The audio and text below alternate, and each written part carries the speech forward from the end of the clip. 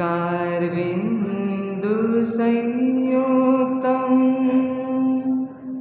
नित्यं ध्यायन्ति योगिनः कामदं मोक्षदं चैव ओंकाराय नमो नमः। अज्ञानतिमिरान्धानां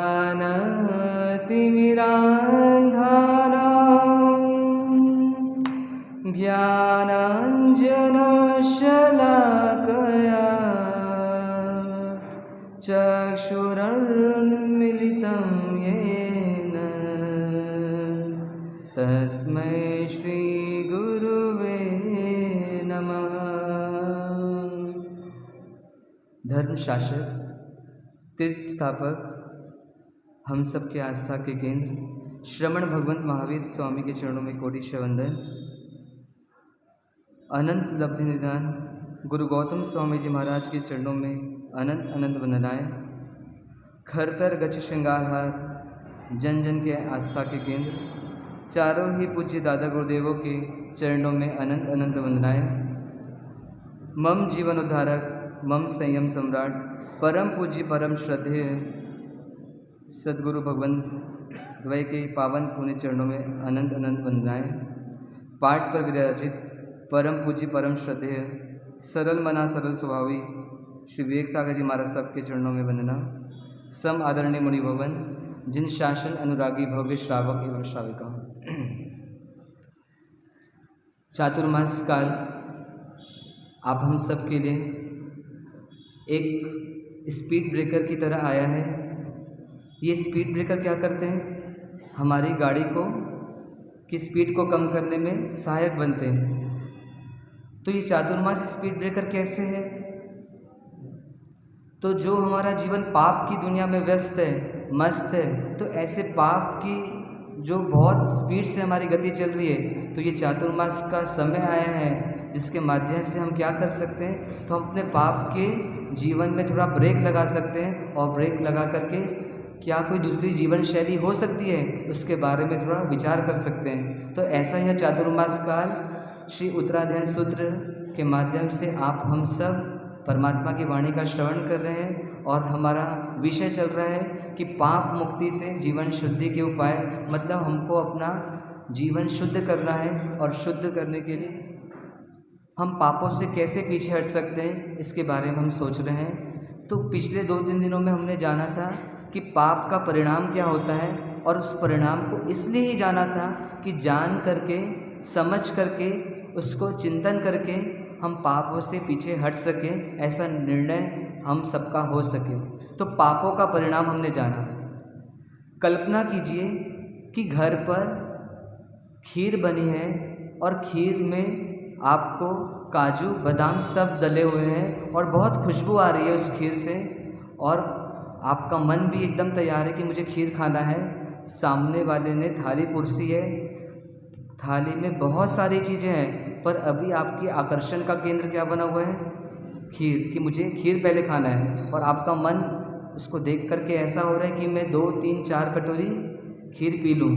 और आप खीर पीने के लिए क्या करते हैं? चम्मच उठाते हैं, और चम्मच से खीर का एक निवाला लेते हैं और अपने जीभ तक लाते हैं। और उतने में क्या होता है कि आपको कोई रोक देता है कि रुक जाओ रुक जाओ रुक जाओ, खीर को अभी मत पियो। तो आप पूछते हैं कि क्यों नहीं पीऊँ खीर को? तो सामने वाला बोलता है कि खीर में अभी अभी थोड़ी देर पहले क्या हुई थी? एक छिपकली गिर गई थी, तो इसलिए तुम रुक जाओ, खीर को मत पियो। तो अब आप जो चम्मच यहाँ पर रखे हैं, उस चम्मच को अंदर लेंगे या वापस छोड़ देंगे?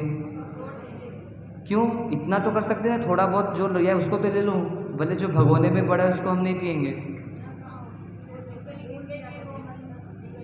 हाँ, तो छिपकली गिर गई तो आपको लग रहा है वो पीने योग्य नहीं है, इसलिए मैं नहीं पीऊँगा, क्योंकि उसमें शायद अब संभावना है कि छिपकली के जहर उसमें आ चुका है और अब मेरी जीवन को शायद नुकसान पहुंचाएगा, इसलिए मैं वो खीर नहीं पीऊँगा। तो ऐसे के ऐसे हमने अभी देव गुरु धर्म के सानिध्य में रह करके पापों के परिणाम को अभी 2 दिन पहले से हम समझना प्रारंभ किए थे। तो हमने अगर पापों के परिणाम को जान गए हैं कि पाप कैसा जहर है जो इस जीवन को तो बर्बाद करता ही है, पर आने वाले कई भवों को, हमारी कई गतियों को बिगाड़ने में एक निमित्त बनता है, तो ऐसे पाप को फिर छोड़ना चाहिए या नहीं छोड़ना चाहिए? ऐसे पापों का परिणाम जानकर कि छिपकली के जहर से भी बहुत ज़्यादा खतरनाक ये पाप है, तो उसको जानने के बाद हमारा अब लाइन ऑफ एक्शन क्या होना चाहिए, कैसी कार्य प्रणाली होनी चाहिए कि जब हम समझ चुके हैं तो अब हमारा मन तैयार होना चाहिए कि हम अपनी दिशा को थोड़ा क्या करें, चेंज करें, और जहाँ पाप की दुनिया में हम जा रहे हैं तो थोड़ा थोड़ा अब क्या करें, पाप को बढ़ने से भी रोकें और पुण्य में भी धीरे धीरे लगते जाएं। तो ऐसा हमने देव धर्म के माध्यम से भी जाना कि पाप कितना बुरा है और पाप का फल मुझे क्या मिल सकता है। अब जब चिंतन आगे बढ़ता है तो साधक जब ये सोचता है कि पाप से बचना तो है ही, पर अभी हमारी स्थिति ये नहीं कि हम पूरे पापों से बच जाएं, एकाएक पूरा जीवन में परिवर्तन नहीं आ सकता, तो मैं क्या करूं, मैं एक लक्ष्य बनाऊं कि जहाँ तक मैंने पाप कर चुका हूँ उससे आगे तो नहीं बढ़ूंगा, पर अब क्या करूँगा, धीरे धीरे अपनी जीवन शैली को इस तरीके से बनाऊंगा कि जो पाप अभी तक करते भी आ रहा हूँ उस पाप को क्या करूँगा, धीरे धीरे और कम करते जाऊँगा। तो ऐसे ही कोई एक साधक, ऐसे कोई एक शिष्य गुरु भवन से पूछता है, जब उसको ये समझ आ जाता है कि अब मुझे पाप नहीं करना है, तो वो पाप की तह तक जाने की कोशिश करता है कि ये पाप आखिर में होते क्यों हैं। जब मैं जान चुका हूँ कि पाप नहीं करना चाहिए, पाप का परिणाम बहुत बुरा है, पर फिर भी मुझे पाप करने की एक इच्छा होती है, अंदर से कोई प्रेरणा मिलती है और मैं पाप करना सतत चालू रखता हूँ, तो वो गुरु भवन के पास आता है, किसी ज्ञानी के पास जाता है और पूछता है कि हे गुरु भवन, मुझे बताएं कि ये पाप होता क्यों है। हम इतना समझते हैं, इतना सुनते हैं, जानते भी हैं और परिणामों के बारे में भी सुन चुके हैं, पर फिर भी ये पाप की प्रेरणा मिलते ही रहती है, ऐसा क्यों होता है और इससे फिर बचे कैसे। तो जब वो गुरु भवन के पास आता है तो गुरु भवन उसको एक कल्पना की दुनिया में ले चलते हैं, एक काल्पनिक दुनिया में ले चलते हैं और एक कथानक के माध्यम से उसे बताने का प्रयास करते हैं कि ये पाप वास्तव में होता क्यों है। तो कल्पना की दुनिया का प्रारंभ करते हैं, उसे बताना प्रारंभ करते हैं गुरु कि एक सेठ है, वो सेठ नगर के बहुत श्रेष्ठीवर्य हैं, ऐश्वर्य है, संपत्ति है, बहुत कमाई की है, बहुत सारी प्रॉपर्टी है, जीवन में बहुत सारा पैसा कमाया है, समाज में गुडविल भी बहुत अच्छी बनी हुई है, पर अब इतना सब होने के बाद भी सेठ बहुत परेशान है। क्यों परेशान है? क्योंकि जीवन में एक चीज़ नहीं है। क्या नहीं है? क्या? बच्चे नहीं है। बच्चे से तो टेंशन बढ़ती है, नहीं बढ़ती? बच्चों से टेंशन बढ़ती है, टेंशन। उनके जीवन में शांति नहीं है, ऐसा वो सेठ जी कहते हैं। तो शांति नहीं तो क्या हुआ? शांति नाम की उनकी श्राविका नहीं है तो क्या हुआ? तो यहाँ पे गुरुवन बोलते हैं शांति नाम की श्राविका की बात नहीं हो रही है, ना ही शांति कोई उनकी पत्नी का नाम है, ना ही शांति कोई उनकी काम वाली बाई का नाम है, बल्कि शांति एक एहसास का नाम है कि उनके मन इतना सब होने के बाद भी, इतनी संपत्ति होने के बाद भी मन प्रसन्न नहीं है। मन में कुछ अकुलाहट है, कुछ चिंताएं हैं, कुछ क्या है, कुछ आकुल व्याकुल है मन, और मन में कुछ ना कुछ कमी लगी रहती है, इसलिए वो उनका मन उलझा हुआ है। तो ऐसे उनका जीवन चल रहा है।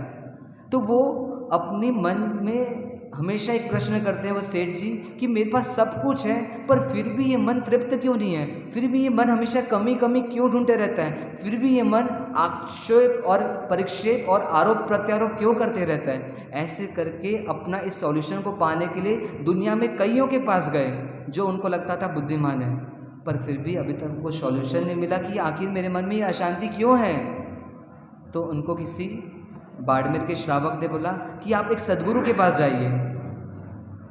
तो उसने कहा कि मैं इतने साल से घूम रहा हूँ, इतने सारे लोगों से मिल गया, पर शांति नहीं मिली। अब आप कह ही रहे हैं तो मैं सदगुरु के पास भी चले जाता हूँ, पर बिना श्रद्धा के वहाँ भी जाते हैं, क्योंकि इतने समय से थका हारा व्यक्ति, कहीं सॉल्यूशन नहीं मिला। तो उनको लगा कि सदगुरु के पास भी जाऊँगा तो शायद सॉल्यूशन वहाँ भी नहीं मिलेगा, पर फिर भी ये व्यक्ति मुझे कह रहे हैं तो मैं वहाँ जाऊँगा ज़रूर। और ऐसा करके एक सद्गुरु की खोज उनको कहीं से पता चलती है और उनके पास वो जाते हैं और जा कर के उनके कुटिया में प्रवेश करते हैं। आश्रम रहता है, वहाँ पर प्रवेश करते हैं और प्रवेश करते ही साथ उनके मन में जो अशांति की धारा चल रही थी, उस धारा में क्या होता है, धीरे धीरे परिवर्तन आने लगता है। उनको बहुत शांति महसूस होती है, थोड़ा स्थिरता आती है, एक जिज्ञासा का भाव जागता है और एक अपूर्व आनंद का एहसास होता है। उनको लगता है कि ऐसा आनंद मुझे कहीं आया नहीं है, अभी तक वो उन सद्गुरु से मिले नहीं है, पर उनके ऑरा में आते ही उनको ऐसा लग रहा है कि मुझे शांति मिल रही है।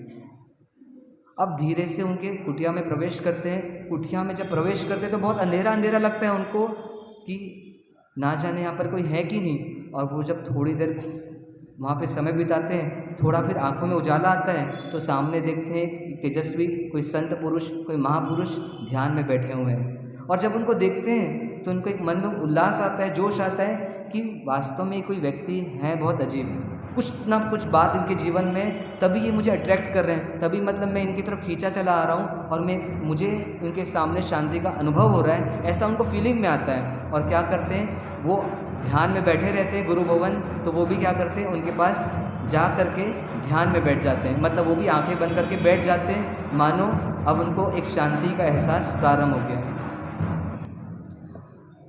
गुरु भवन शांति से बैठे हुए हैं और वो सेठ जी जो शांति की तलाश में आए हैं, वो भी वहाँ क्या कर रहे हैं, गुरु भवन के पास जा कर के निकट में बैठ गए हैं।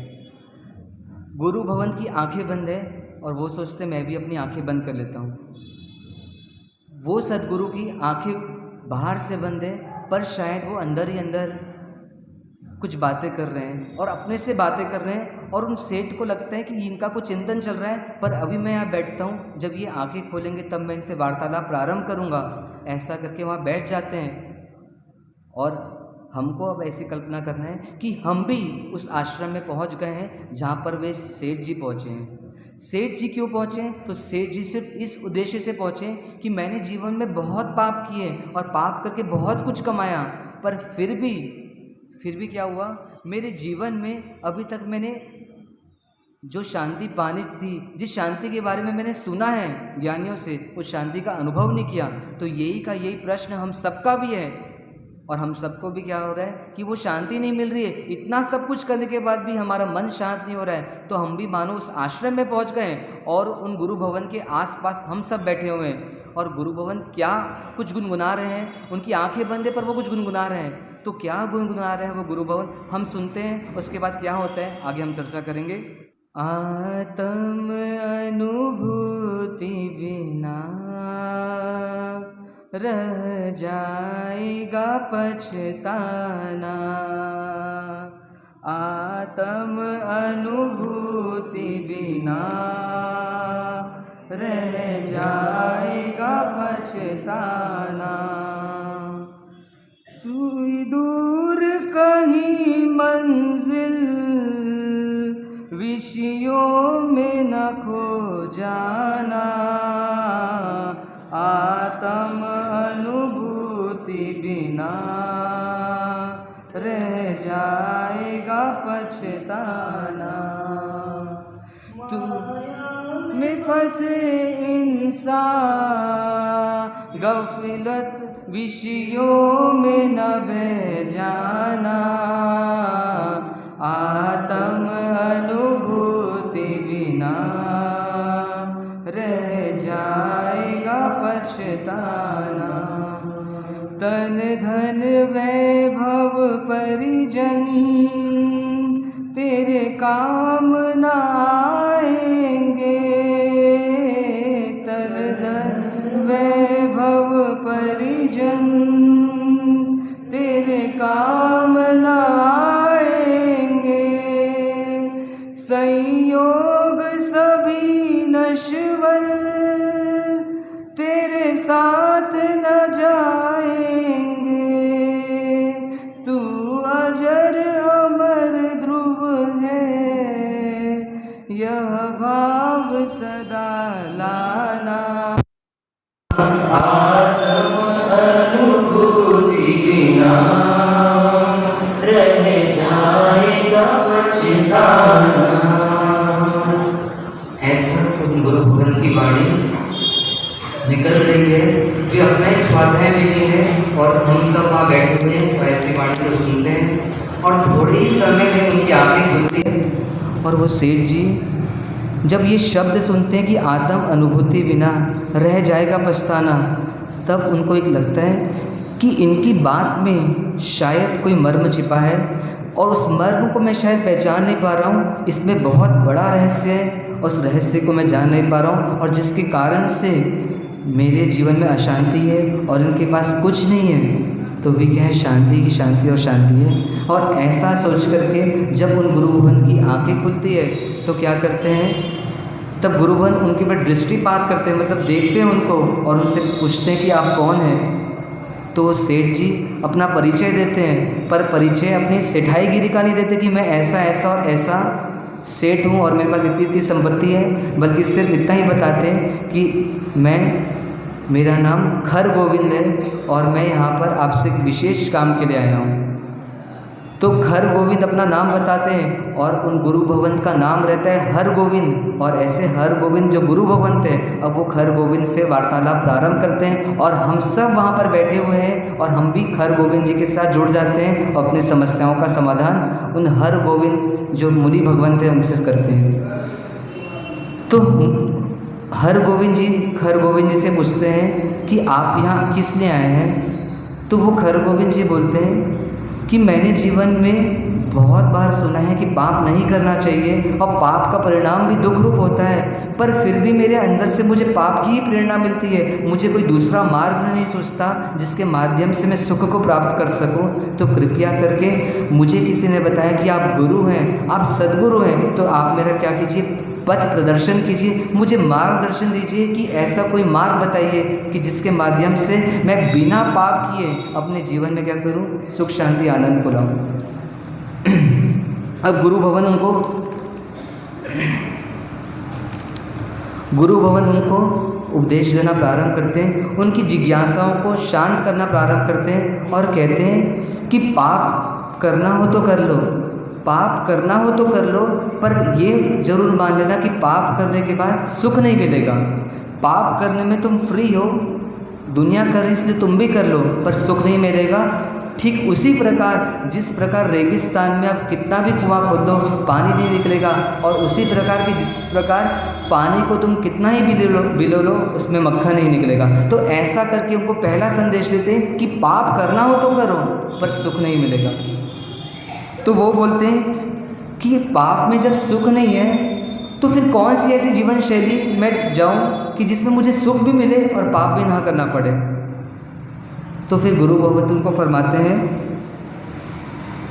कि इस मनुष्य जीवन में दो तरीके से व्यक्ति सुख को प्राप्त करता है। अब सुख का मार्ग बताना प्रारंभ कर रहे हैं वो हर गोविंद जी हम सबको, कि दो तरीके से हम सुख के मार्ग में बढ़ते हैं। पहला है भोग का मार्ग। कौन सा मार्ग? भोग का मार्ग। और दूसरा है आत्मा का मार्ग। भोग के मार्ग के माध्यम से भी हम सुख के रास्ते में बढ़ सकते हैं और आत्मा के मार्ग से भी हम सुख के रास्ते में बढ़ सकते हैं। ऐसे ये दो मार्ग हैं।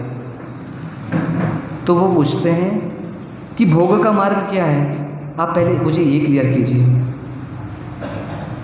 तो वो बोलते हैं कि कल्पना करो कि तुम्हारे पास एक प्लॉट है और तुम कहीं रास्ते पर जा रहे हो और रास्ते पर तुमने किसी की बिल्डिंग देखी और बिल्डिंग देख करके तुमने ये सोचा कि मेरे को भी ऐसा ही बंगला बनाना है, ऐसे ही गार्डन बनाना है, ऐसे इसमें लिफ्ट लगानी है और ऐसे ही इंटीरियर बनाना है। ऐसा तुमने विचार किया उस बिल्डिंग को देख करके कि मुझे भी ऐसा ही बनाना है। तो तुमको ये विचार क्यों आया कि उस बिल्डिंग को देख करके कि मुझे भी ऐसी ही बिल्डिंग बनाना है? पहले इस प्रश्न का जवाब दो। तो वो बोलता है कि जब मैंने बिल्डिंग को देखी तब मुझे ये एहसास हुआ कि ये बिल्डिंग बहुत अच्छी है, शायद यहाँ पर रहने वाले लोग इस बिल्डिंग से बहुत खुश होंगे, इसलिए मुझे भी ऐसी बिल्डिंग बनाना है। मतलब अब ज्ञानी भगवंत वो हर गोविंद जी ये बताना चाह रहे हैं कि भोग का रास्ता प्रारंभ कैसे होता है। तो किसी को देखते हैं और देख करके ये कल्पना कर लेते हैं कि इसने ऐसा किया है, इसका मतलब इसको सुख मिला है, तो अब मुझे भी ऐसा करना चाहिए। और ऐसा करके हम उस यात्रा में निकल पड़ते हैं, हम उस भोग के चंगुल में जाते जाते हैं और हम ये सोचते हैं कि उसको भी सुख मिला है तो शायद मुझे भी सुख मिलेगा। और ऐसा पूरी दुनिया में 100 में से 99 लोग कर रहे हैं। ऐसा हरगोविंद जी उसको फरमाते हैं। पर दूसरी तरफ एक वो व्यक्ति है जो सामान्य से घर में रह करके भी सुखी होता है। तो तुम कल्पना करो, तुम उस बिल्डिंग में बना करके सुखी होना चाहते हो और एक व्यक्ति सामान्य से घर में सुखी हो रहा है, तो वास्तव में सुख का संबंध बिल्डिंग से है या नहीं? उस बिल्डिंग से कोई सुसाइड करके नीचे गिरता है और मर जाता है, तो उस बिल्डिंग में तुमको सुख दिख रहा था, तो सुसाइड करने वाला उसी घर में रह करके दुखी कैसे हो गया? मतलब ये भोग का रास्ता कैसे है? ये भोग का रास्ता हमको कल्पना में सुख दिखाता है पर सुख मिलता नहीं है। ऐसा पूर्व में हमने चर्चा भी किया था, पर उस रास्ते को और थोड़ा गहराई से ज्ञानी बता रहे हैं कि भोग का रास्ता सिर्फ हमको कल्पना में सुख दिखाता है पर सुख मिलता नहीं है। अगर सुख मिलता तो फिर हम वहाँ पर थम जाते, हमें कोई नई भोग की सामग्री बसानी नहीं पड़ती। पर ऐसा होता नहीं है, हम एक के बाद एक सुख बसाते जाते हैं और क्या सोचते कि अब सुख नहीं मिला तो क्या होगा, अब सुख मिलेगा। शास्त्रों में भोग की परिभाषा के लिए क्या आता है? एक श्लोक आता है, सोचा करता हूँ भोगों से मिट जाएगी इच्छा ज्वाला, परिणाम निकलता है मानो मानो पावक में घी डाला। बहुत बड़ी बात बोल रहे हैं कि ये भोग का सुख जो हम लेते हैं वो कैसा है। सोचा करता हूँ भोगों से मिट जाएगी इच्छा ज्वाला। हम क्या सोचते हैं कि भोगों की पूर्ति करूँगा तो ये इच्छा मिट जाएगी, पर परिणाम क्या आता है भोगों का? भोगों का परिणाम क्या आता है कि जब हम भोग को भोगते हैं तो हमको लगता है कि अब रिजल्ट आने वाला है, पर वो रिजल्ट नहीं आता। रिजल्ट कैसा आता है कि जैसे पावक में घी डाला, पावक मतलब क्या होता है? अग्नि, अग्नि में घी डालने के समान रिजल्ट आता है। अब इसको थोड़ा समझना है कि जैसे कोई कोयला जल रहा है, आप ऊपर से उसमें थोड़ी घी डाल देते हैं तो हमको क्या लगता है कि थोड़ी देर के लिए अग्नि शांत हो गई, थोड़ी देर के लिए अग्नि बुझ गई, पर थोड़े ही समय में जब वापस देखते हैं तो क्या लगता है कि अग्नि एकदम स्पीड से जलने लग जाती है। तो सेम का सेम ये भोग की यात्रा है। हम किसी भोग की तृप्ति करते हैं, कोई एक इच्छा को पूरी करते हैं तो थोड़ी देर के लिए हमारी क्या होता है, हमको शांति मिलती है, ऐसा लगता है, पर अगले ही क्षण एक अगली इच्छा क्या होती है, तीव्र वेग से चालू हो जाती है। और ऐसा हम कितना ही उसमें घी डाल दें, कितनी इच्छाओं को पूरी कर दें, पर ये भोग हर बार की तरफ क्या होता है, एक नई वेग से, एक नई इच्छा, एक नई तीव्र गति से हमारे को क्या करता है, आकुलाहित करता है। ऐसी ये भोग की यात्रा है। हम कल्पना करें कि जैसे कभी आप स्कूटर में घूमते हैं तो स्कूटर में जब घूमते घूमते क्या होता है, बहुत समय निकल जाता है। आपको क्या लगता है कि भैया स्कूटर बहुत हो गया, हमारे जीवन में गाड़ी आनी चाहिए 4 व्हीलर, क्योंकि स्कूटर में हमको धूप लगती है। 4 व्हीलर रहेंगे तो उसमें क्या होगा, हमको गर्मी नहीं लगेगी, उसमें एसी रहेगी, एसी रहेगा तो उसमें हमको सुख रहेगा। और ऐसा क्या करते हैं हम 4 व्हीलर 2 व्हीलर से 4 व्हीलर में आ जाते हैं। पर एक इच्छा पूरी की 2 व्हीलर को छोड़ करके 4 व्हीलर लाने की, तो थोड़े दिन तो अच्छा लगा, फिर 4 व्हीलर में भी क्या हो गया कि हमको ये 4 व्हीलर नहीं चाहिए, हमको कोई अच्छी 4 व्हीलर चाहिए जिसमें थोड़ी फैसिलिटीज़ और ज़्यादा। और ऐसा करके क्या होता है कि एक एक भोग के चंगुल में हम जाते जाते हैं। ये भोग की यात्रा है।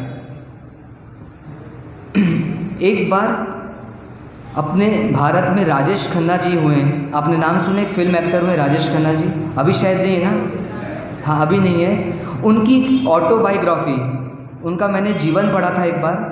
उनकी जीवन की घटना आती है कि जब वो 40 साल के थे और 40 साल की उम्र में उनके जीवन में टर्निंग पॉइंट आया था। उस टाइम वो पूरे भारत में बहुत विख्यात थे, उनकी मतलब फिल्म इंडस्ट्री में उनका बहुत नाम था, एक नेम फेम पैसा सब चीज़ बहुत आगे थी और पूरे लोग उनको मानते थे, उनकी एक्टिंग को बहुत सराहना करते थे। पर कहते हैं राजेश खन्ना जी ने अपनी ऑटोबायोग्राफी में लिखा है कि एक समय उन्होंने अपने जीवन में अपने घर छोड़ करके मुंबई के समुद्र की तरफ वो निकल पड़े थे और समुद्र में वो जाते जा रहे थे। और उस जाने का रीज़न क्या था कि वो समुद्र में पैदल जा रहे हैं और उस लहर में आगे बढ़ते जा रहे हैं। ऐसा उनके जीवन में एक प्रसंग बना। और वो क्यों बना, वो घर से निकले क्यों थे, तो उनको लगा कि मैं पैसा कमाना चाहता था, बहुत पैसा कमा लिया। मैं वस्तुएं बसाना चाहता था, मैंने बहुत सारी वस्तुएं बसाई जीवन में। मैं रिलेशंस बनाना चाहता था, मैंने बहुत सारे रिलेशन बनाए। और मैं नाम कमाना चाहता था, मैंने बहुत नाम कमाया। पर फिर भी अब मेरे जीवन में कोई मकसद नहीं मिल रहा कि जिसके लिए मैं अपना जीवन जीऊँ। इतना जीवन में खालीपन आ गया कि जीवन भार लगने लगा और ऐसी फीलिंग आ गई कि अब जीवन को समाप्त कर दूँ। और क्या हुआ, घर से निकले और समुद्र में जाने लगे। और समुद्र में जाते जाते एक दो लहर को क्रॉस कर लिए, पर उसके बाद क्या हुआ, एक लहर ने उनको वापस पीछे ढकेल दिया और क्या हो गया, वापस समुद्र के किनारे आ गए। ऐसा उन्होंने प्रत्यक्ष अपनी ऑटोबायोग्राफी में लिखा है कि मुझे ऐसी फीलिंग आई कि मैं मर जाऊं, क्योंकि अब मेरे पास जीवन जीने का कोई मकसद नहीं पहुंचा। तो ये घटना मैं इसलिए बता रहा हूँ कि हम भोग की दुनिया में उन्होंने इतना सब कुछ किया, पर फिर भी एक मन को तसल्ली देने वाला सुख नहीं मिला। और क्या हुआ, जीवन को अंत करने तक का निर्णय कर लिया।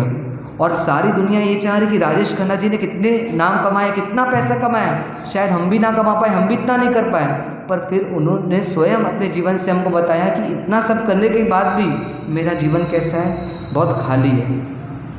आचार्य रत्न सुंदर विजय जी महाराज साहब ने एक बार बताया था कि उन्होंने अपने प्रवचन में, उनके एक बार प्रवचन में धीरू भाई पधारे थे। धीरू भाई अंबानी का नाम सुना है आपने? तो धीरू भाई अंबानी का आना हुआ, उन्होंने भरी सभा में उनसे पूछा कि धीरू भाई क्या आप अपने जीवन से खुश हो? तो तुरंत ही धीरू भाई ने बोला कि नहीं महाराज, मैं अपने जीवन से खुश नहीं हूँ। तो ये क्यों खुश नहीं हुए? पैसा कमाया, सब सामग्री बसाई, पर उनको लगा कि सुख नहीं मिला, कमी है जीवन में अभी भी। तो ये कमी क्यों है? क्योंकि जिस रास्ते में हम बढ़ रहे थे सुख पाने के लिए, वहाँ पर सुख था ही नहीं। और उनको लग रहा था कि मिलेगा, और पूरा जीवन समाप्ति की ओर आ रहा है, पर सुख मिला नहीं। इसलिए जीवन में क्या हो गई, अब भी खालीपन लग रहा है। तो ऐसा यह भोग का रास्ता है। तो खरगोविंद जी बोलते हैं कि भोग के रास्ते में इतना दुख है, सुख मिलता नहीं, तो फिर दूसरा रास्ता क्या है? दूसरा रास्ता ऐसा क्या है जो आप, जिसके माध्यम से मैं सुख को प्राप्त कर सकूं? तो वो जो बताए थे आत्मा का मार्ग, कि जिसके माध्यम से आप सुख को प्राप्त कर सकते हो, उसको मैं बताऊंगा, ऐसा हरगोविंद जी बोलते हैं। पर उसके पहले मुझे एक प्रश्न का जवाब दो। दूसरा मार्ग है सुख को प्राप्त करने का, जिसके माध्यम से तुम निश्चित ही सुख को प्राप्त करोगे, और वो मार्ग मैं बताऊंगा कुछ समय के बाद। ऐसा कौन बोल रहे हैं? हरगोविंद जी, वो संत बोल रहे हैं। पर उसके पहले मेरे एक प्रश्न का जवाब दो तुम, कि जिस भोग के लिए हम इतना प्रयास करते हैं, उस भोग को पाने के लिए हमको क्या क्या करना पड़ता है? अभी हम भोग के रास्ते से सुखी होना चाह रहे हैं ना, हम सब भोग के रास्ते से सुखी होना चाहते हैं। उस भोग के लिए हमको करना क्या क्या पड़ता है, उसके बारे में तुम मुझे बताओ। ऐसा वो खरगोविंद जी से पूछ रहे हैं। अब खरगोविंद जी जवाब देते हैं, सोचते हैं थोड़ा कि भोग के लिए क्या करना पड़ता है, क्या करना पड़ता है भोग के लिए? कोई बताएगा? भोग का सुख पाना है तो हमको क्या क्या व्यवस्थाएं करनी पड़ती है?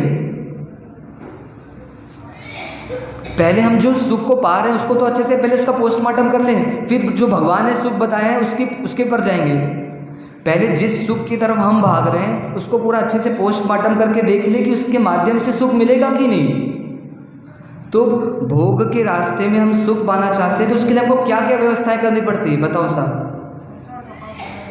पाप करना पड़ता है संसार का, ठीक है। सबसे पहली बात, किसी को भी भोग के रास्ते में सुख पाना है तो सबसे पहली व्यवस्था क्या करनी पड़ती है? तन की व्यवस्था करनी पड़ती है।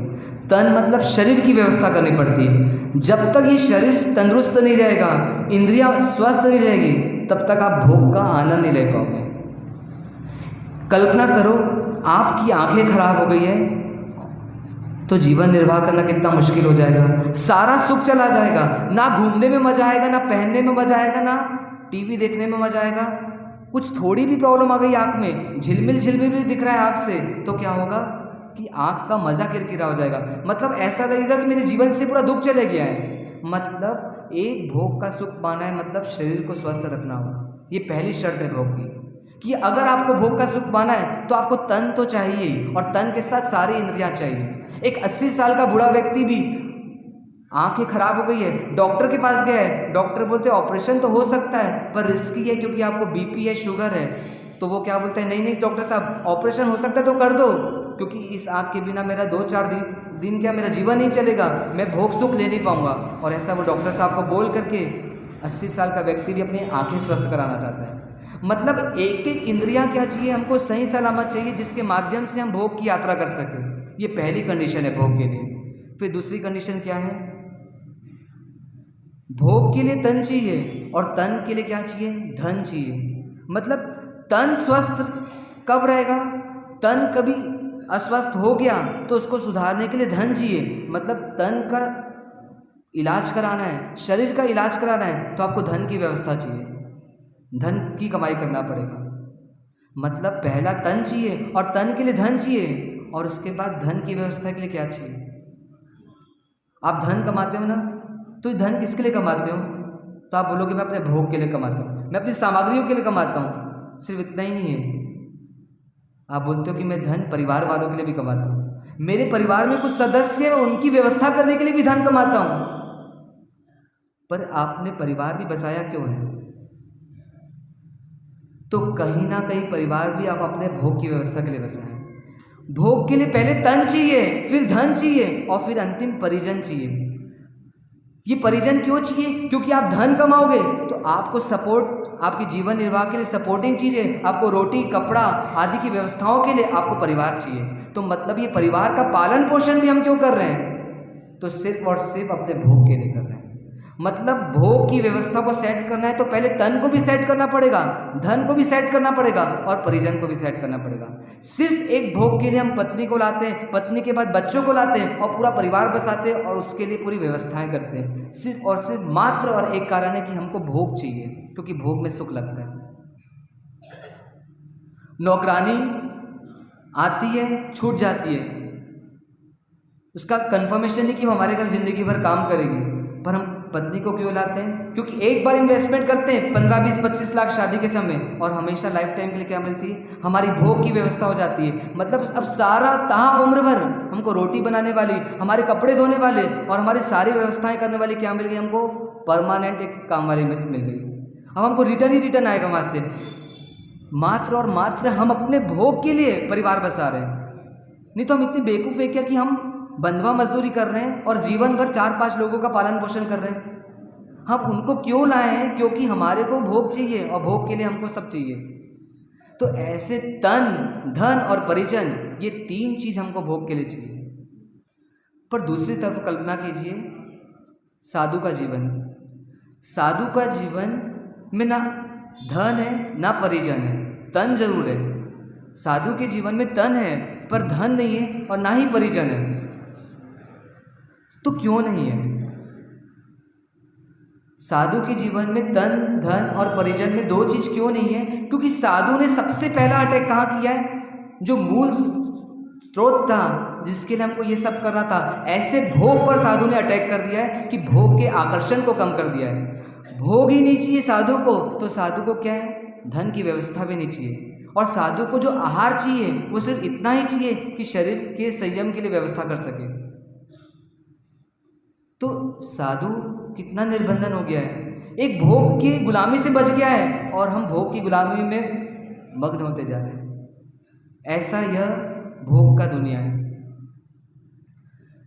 आप घर में रसोई बनाते हैं श्रावक जी के लिए, आपको जब पता चल जाए कि हमारी कॉलोनी में आज साधु भगवंत आने वाले हैं तो ज़्यादा अच्छी रसोई कब बनाएंगे? अब पहले बनाएंगे कि अब जब पता चल जाए कि साधु भगवंत आ रहे हैं तब बनाएंगे? तो आपको ये नेचुरली है कि जब हमारे कॉलोनी में साधु भवन का पदार्पण होने वाला है, ऐसा हमको पता चलता है, तो हम अच्छी में अच्छी व्यवस्था करने की कोशिश करते हैं। पर यही हम 10-15 घंटे काम करते हैं और हमको 2 वक्त की रोटी भी खाना है, उसके लिए हमको कितनी मजदूरी करनी पड़ती है। पर ये साधु के जीवन जब बंधन नहीं है, जो मिला उसमें हमको चलाना है और उसके हमको निर्वहन करना है, यही चाहिए। ऐसा हमने कंडीशन नहीं बनाई है, इसलिए हमको किसी की गुलामी नहीं करनी है। और आपने ये कंडीशन बनाई है कि मुझे यही चाहिए, ऐसा ही चाहिए, तो आपको 10 की गुलामी भी करनी है। तो भोग में कंडीशंस है और कंडीशंस को अपनी पूर्ति कराने की भावना है, तो दूसरों की भी बहुत सारी कंडीशन पूरी करनी पड़ती है। और जब पूरी करने चाहते हैं तो कोई एक सेट होता है तो दूसरा अपसेट हो जाता है। जब आप तन को सेट करने जाते हो तो आप क्या करते हो? उसके लिए कसरत करते हो, व्यायाम करते हो, दवाई आदि लेते हो। तो क्या घर वाले बोलते भैया इतना व्यायाम करेगा तो धन कब कमाएगा? और जब धन को सेट करने जाते हो तो सोचते घर वाले बोलते कि धन कमाते रहोगे तो हमारा ध्यान कब रखोगे? और जब परिवार को ज़्यादा देखते हैं तो बोलते परिवार को देखते रहेगा तो दुकान कब चलाएगा। ऐसा जब हम भोग के लिए कभी तन को सेट करते, कभी धन को सेट करते, कभी परिजन को सेट करते हैं, पर कोई ना कोई अपसेट हमेशा चलता है। इसलिए भोग की यात्रा में सुख पाना इतना आसान नहीं है। पहले बहुत सारी चीज़ें सेट करना पड़ता है और फिर जाके थोड़ा बहुत सुख मिलता है, ऐसा लगता है, पर वो भी सुख छूट जाता है। तब खर गोविंद जी बोलते कि हे गुरु भवन, मेरा निर्णय हो गया है कि भोग में सुख नहीं है। मुझे सब समझ आ रहा है कि भोग में मेहनत बहुत है पर सुख मिलता नहीं है। तो फिर मुझे अब तो बता दीजिए वो दूसरा रास्ता क्या है जिसके माध्यम से मैं जो चाह रहा हूँ ऐसा सुख मुझे मिल जाए कि जिसमें किसी की गुलामी ना करना पड़े, मैं जब चाहूँ तब सुखी हो जाऊँ, ना मुझे परिवार की हाहाजी करना पड़े, ना धन के पीछे भागना पड़े और ना तन को सुरक्षित करने के लिए मेहनत करनी पड़े।